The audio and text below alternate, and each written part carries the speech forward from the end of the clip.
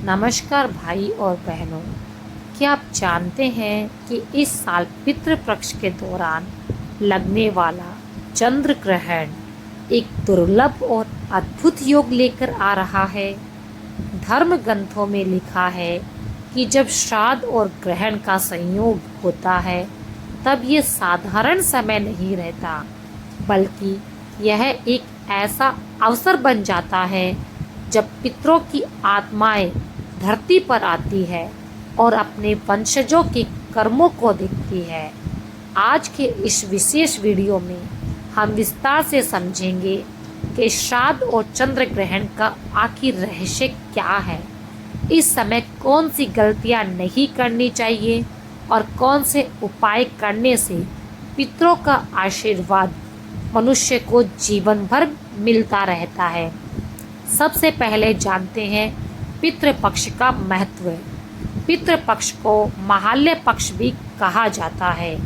इस समय मनुष्य अपने पितरों को श्राद्ध, तर्पण और दान अर्पित करता है।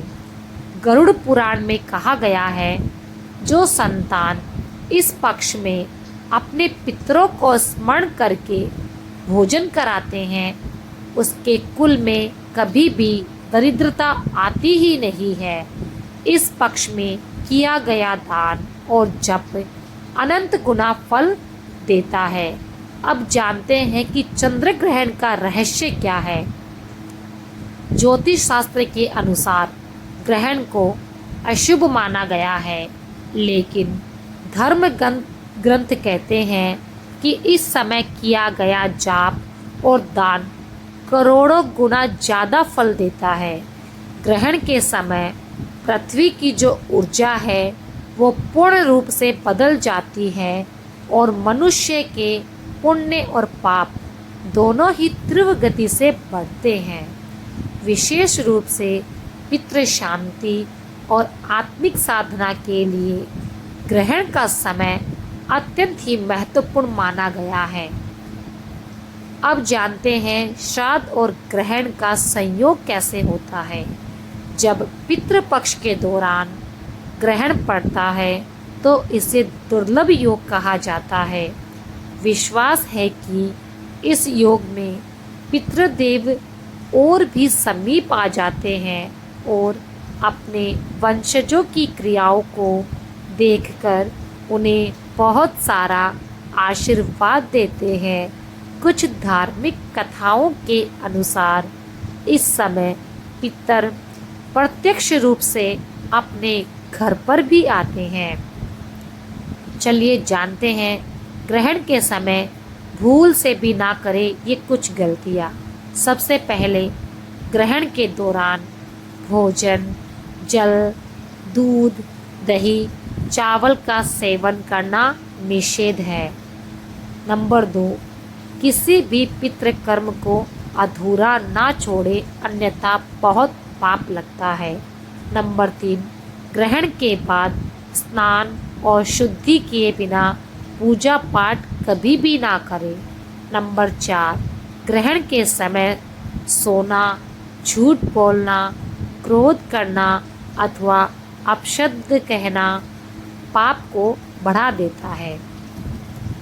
ग्रहण के समय क्या करें, चलिए जानते हैं।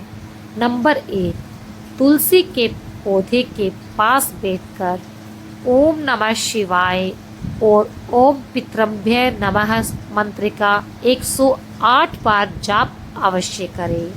नंबर 2, दीपक जलाकर हनुमान चालीसा या फिर विष्णु सहस्त्र नाम का पाठ करें।